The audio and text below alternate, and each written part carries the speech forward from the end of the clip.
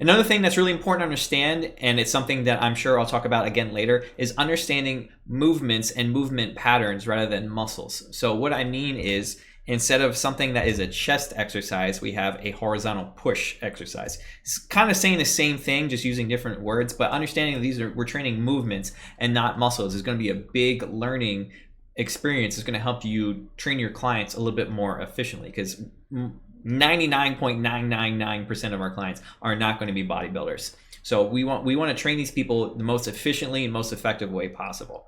So we have horizontal push and pull. So horizontal push, bench press, push-ups, horizontal pull, barbell rows, cable rows, vertical push, overhead press, incline bench, vertical pull, chin up, lat pull down.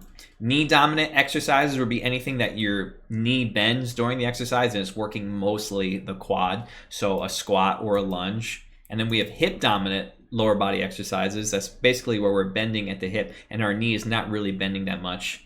And we're working primarily the posterior chain, our hamstrings, our glutes, and our lower back.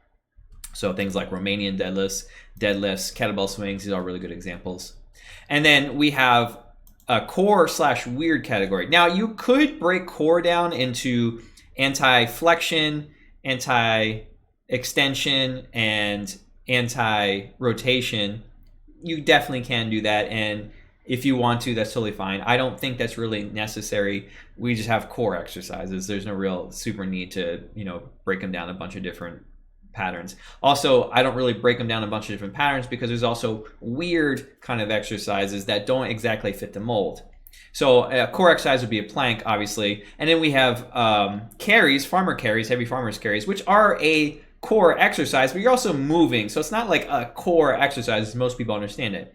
And also then we have things like bear crawls, which again is a core exercise, but you're moving and you're moving your arms and legs, and most clients are going to think you're an asshole for making them do that. But again, it's just kind of something that doesn't really fall into a category. And Turkish get-ups, another really great example. Kind of a core exercise, but kind of not, because it's working a whole bunch of different things at once.